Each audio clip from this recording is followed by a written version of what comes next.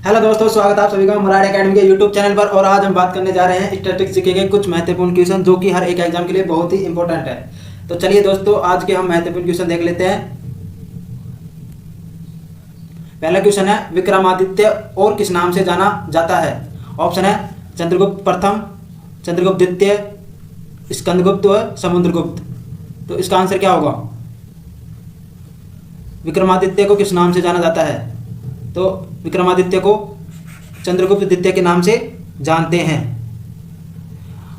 चंद्रगुप्त द्वितीय जिसकी माता का नाम, माता का नाम दत्त देवी इनकी माता का नाम था। और ये जो युग था इसका युग था वह स्वर्ण युग था।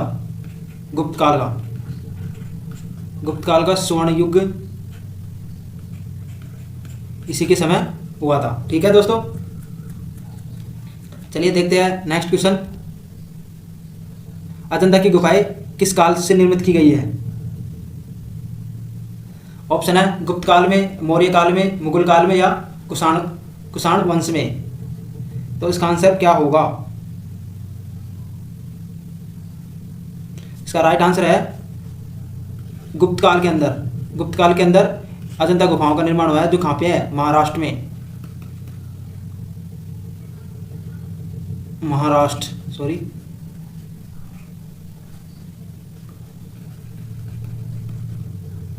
महाराष्ट्र के अंदर अजंता की गुफाएं स्थित है। ठीक है दोस्तों, और अजंता की गुफाएं जो ये हैं, ये बौद्ध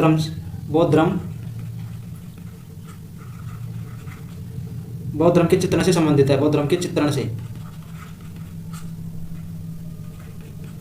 संबंधित है। ठीक है दोस्तों, और ये कब की है? ये है लगभग 7वीं शताब्दी के आसपास, 7वीं शताब्दी। ठीक है, तो अजंता की गुफाएं गुप्त काल से संबंधित हैं। चलिए देखते हैं नेक्स्ट। ऐहोल शिलालेख किससे संबंधित है? ऐहोल शिलालेख किससे संबंधित है? ऑप्शन है पुलकेशिन फर्स्ट, पुलकेशिन द्वितीय, हर्ष और खारवेल। तो इसका आंसर क्या होगा? तो इसका आंसर होगा पुलकेशिन द्वितीय। पुलकेशिन द्वितीय इससे संबंधित है।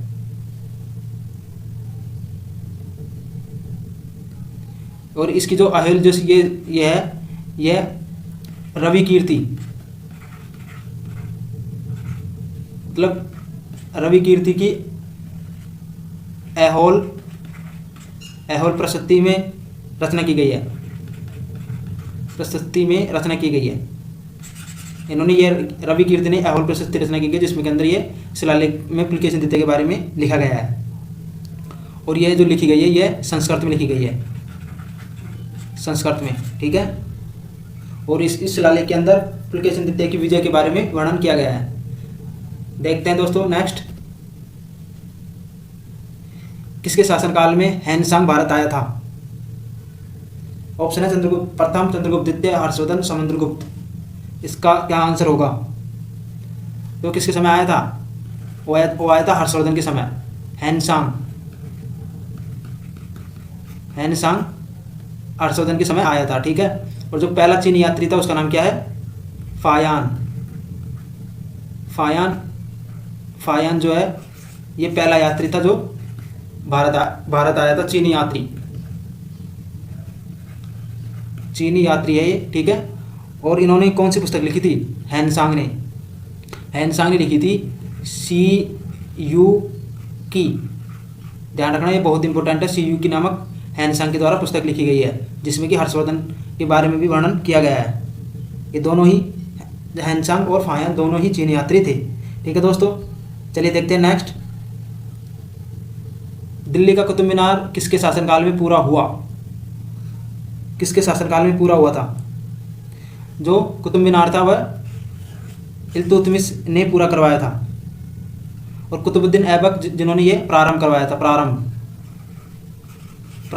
कुतुबुद्दीन ऐबक ने। और जो इसका पूरा ख़त्म इसको किया था इल्तुतमिश ने। इल्तुतमिश इल्तुतमिश ने इसको कंप्लीट किया था। स्टार्ट कब करवाया था? लगभग 1206 से 1210 तक कुतुबुद्दीन ऐबक ने करवाया। और जो कुतुबुद्दीन ऐबक है वो बख्तियार काकी के नाम से जानते हैं। बख्तियार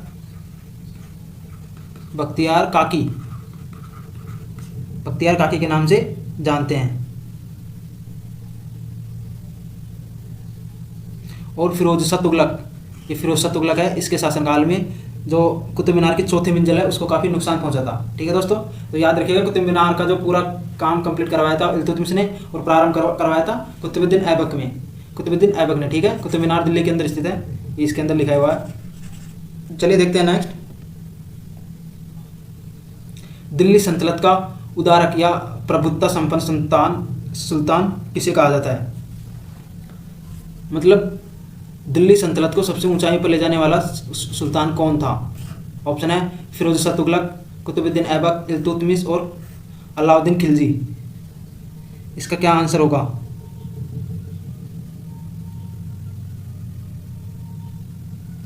मतलब कि उदारक कौन से शासक को कहा जाता है?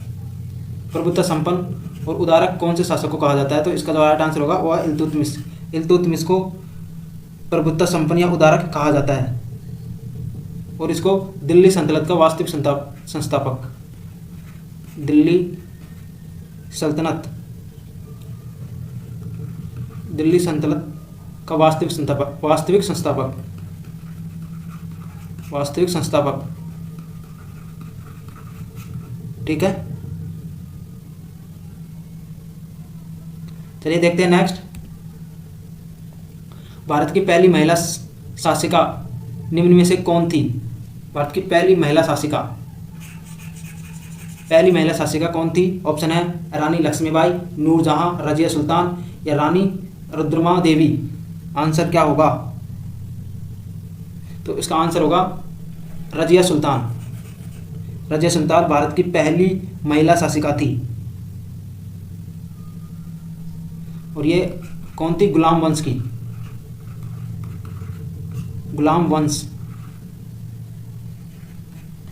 वंश की शासिका थी और इल्तुतमिश की पुत्री। ठीक है, इल्तुतमिश की पुत्री। ठीक है, रजिया सुल्तान। और ये 1236 से 1240 के बीच में ये शासिका रही थी रजिया सुल्तान। गुलाम वंश की थी, इल्तुतमिश की पुत्री थी और 1236 से 1240 के बीच में यह शासिका रही थी रजिया सुल्तान। चलिए देखते हैं नेक्स्ट। अमुक्तमाल्यद पुस्तक किस शासक के द्वारा लिखी गई थी? ऑप्शन है कृष्णदेव राय, अकबर, बाबर और रजिया सुल्तान। तो ये अमुक्तमाल्यद पुस्तक किसके द्वारा लिखी गई थी? ये लिखी गई थी कृष्णदेव राय के द्वारा ये पुस्तक लिखी गई थी। इसके दरबार में 8 जो सर्वश्रेष्ठ कवि थे, सर्वश्रेष्ठ कवि जिन्हें किस नाम से जानते थे? अष्टदिग्गज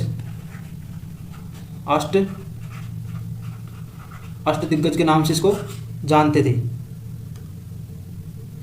और यह बाबर के समय था, ठीक है। ये और ये कृष्णदेव राय, ये इन्हीं के टाइम पे था जिन्होंने अमुक्तमाल्यद पुस्तक लिखी थी। चलिए देखते हैं नेक्स्ट। पानीपत का प्रथम युद्ध कब लड़ा गया? पानीपत का प्रथम युद्ध कब हुआ या कब लड़ा गया? ऑप्शन है 15 अप्रैल 1530, 15 अप्रैल 1524, 15 अप्रैल 1526, 15 अप्रैल 1566। इसका आंसर क्या होगा? प्रथम युद्ध। आपको पता है कि पानीपत के 3 युद्ध हुए थे, प्रथम, द्वितीय और तृतीय। तो पहला युद्ध जो हुआ था वो हुआ था 1526 के अंदर। तो लिख देते हैं, पहले तो देखते हैं यहाँ पे, यानी कि प्रथम जो हुआ था वो तो 15 अप्रैल 1526 में किस किस के बीच हुआ था? बाबर और इब्राहिम लोदी के बीच में, बाबर व इब्राहिम लोदी, इब्राहिम लोदी के बीच में, ठीक है। द्वितीय हुआ था द्वितीय 56 में, 5 नवंबर 1556 के बीच अकबर और हेमचंद, अकबर व हेमचंद के बीच में, ठीक है। फिर हुआ था तृतीय जो हुआ था 14 जनवरी 1761, 14 जनवरी 1761, ठीक है दोस्तों। और ये हुआ था मराठा व अहमद शाह अली के बीच में, मराठा व अहमद शाह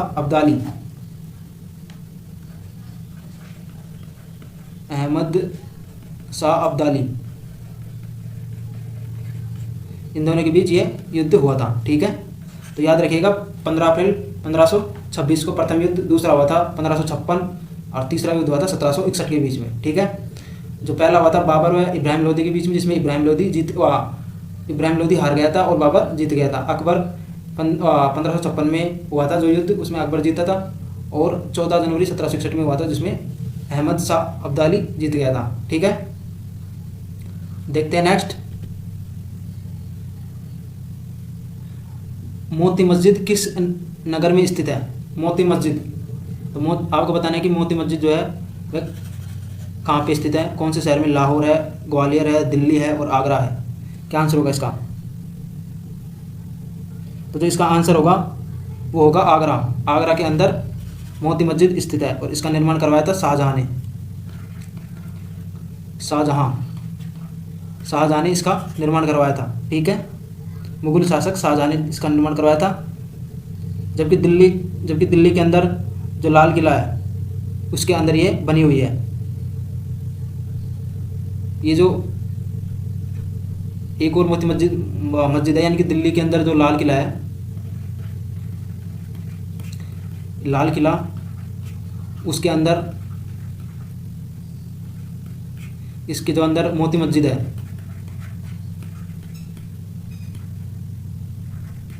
मोती मस्जिद है वह औरंगजेब ने बनवाई थी, औरंगजेब ने, ठीक है। ये इसके द्वारा बनाई गई थी। और ये जो आगरा में बनाई थी वो किसने बनाई थी? शाहजहां ने। और लाल किले के अंदर जो बनी हुई है वह बनाई थी औरंगजेब ने। चलिए दोस्तों देखते हैं नेक्स्ट, लड़ाकू पेशवा के नाम से किसे जाना जाता है? लड़ाकू पेशवा के नाम से किसे जाना जाता है? ऑप्शन है बाजीराव प्रथम, बाजीराव द्वितीय, शिवाजीराव या बालाजी विश्वनाथ। क्या आंसर होगा? तो इसका आंसर होगा बाजीराव प्रथम। बाजीराव प्रथम, जिसे हम लड़ाकू पेशवा के नाम से भी जाना जाता है।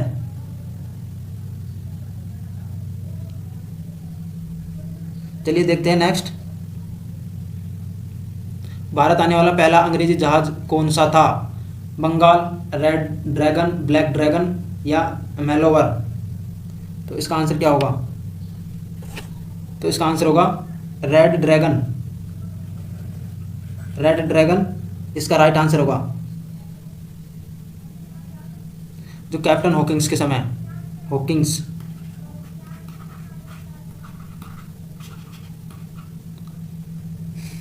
के समय 1608 के अंदर सूरत बंदरगाह पर आया था। सूरत बंदरगाह,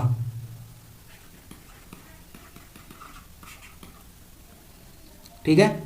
हॉकिंस के समय 1608 के अंदर पहला अंग्रेजी जहाज रेड ड्रैगन सूरत बंदरगाह पर आया था, ठीक है। देखते हैं नेक्स्ट, निम्न में से किस देश का संविधान लिखित रूप में नहीं है? Bharat, Britain, America, Bangladesh. क्या आंसर होगा इसका? इसका जो राइट आंसर होगा वो होगा ब्रिटेन। ब्रिटेन का लिखित के अंदर नहीं है। अमेरिका, भारत और अमेरिका, भारत, बांग्लादेश, इन तीनों का लिखित में है, लेकिन ब्रिटेन का लिखित में नहीं है। देखते हैं नेक्स्ट।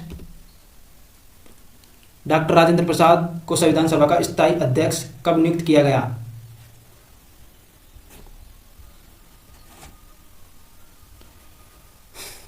9 दिसंबर 1946, 11 दिसंबर 1946, 26 जनवरी 1946, 26 जनवरी 1948। क्या आंसर होगा इसका? तो इसका राइट आंसर होगा, वो होगा बी, 11 दिसंबर 1946। ठीक है, 11 दिसंबर 1946 को ये स्थायी सदस्य बनाए गए थे। ठीक है दोस्तों, चलिए देखते हैं नेक्स्ट। भारतीय संविधान कब लागू हुआ था? ये तो आपको पता है, 26 जनवरी 1950 को भारतीय संविधान लागू हुआ था। उच्च न्यायालय के द्वारा कितनी रिट जारी की जा सकती है? यानी कि जो हाई कोर्ट है वह कितने रिट जारी कर सकता है? ऑप्शन है 7, 6, 5 या 4। तो जो इसका राइट आंसर होगा वो होगा 5 रिट जारी कर सकता है हाई कोर्ट। ठीक है दोस्तों, तो हम उन 5 रिटों के बारे में देख लेते हैं। पहली जो रिट है वह है बंदी प्रत्यक्षीकरण। बंदी प्रत्यक्षीकरण।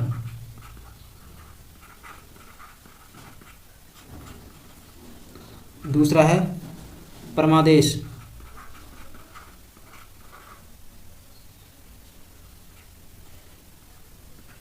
तीसरा है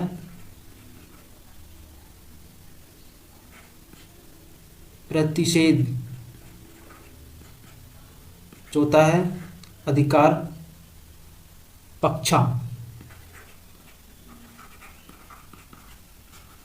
अधिकार पक्षा।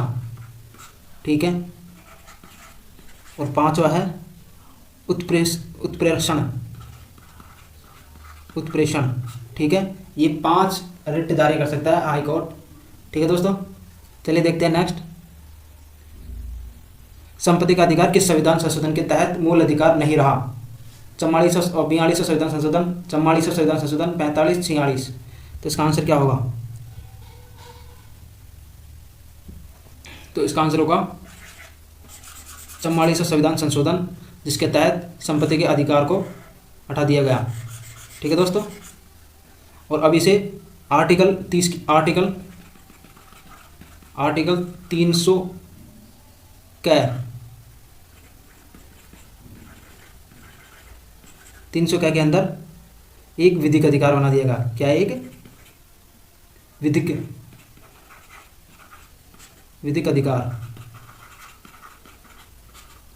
अधिकार बना दिया गया है। ठीक है दोस्तों, चलिए देखते हैं नेक्स्ट। डॉक्टर अंबेडकर के अनुसार संविधान का दिल किसे कहा जाता है? समानता का अधिकार, संपत्ति का अधिकार, स्वतंत्रता का अधिकार या संवैधानिक उपचारों का अधिकार? तो इसका आंसर क्या होगा? संवैधानिक उपचारों का अधिकार। ये क्या है? आर्टिकल 32। ठीक है, आर्टिकल 32 को डॉक्टर B.R. अम्बेडकर ने संविधान का दिल कहा था, और इसी से हम जो हाई कोर्ट है वह 5 प्रकार के रिट जारी करता है, जो कि मैंने पिछले उसके अंदर बताया गया है। ठीक है दोस्तों, चलिए देखते हैं नेक्स्ट। विदेशियों और नागरिकों दोनों का कौन सा अधिकार है? राजनीतिक अधिकार, सिविल अधिकार, विधिक अधिकार या मानवाधिकार? तो यानी कि विदेशियों के लिए और नागरिकों के लिए कौन सा अधिकार है? विधिक अधिकार है। ठीक है दोस्तों, और मानव अधिकार दिवस ये मनाया जाता है 10 दिसंबर को। ठीक है, याद रखिएगा, ये इस बार के एनटीपीसी के अंदर पूछा गया है।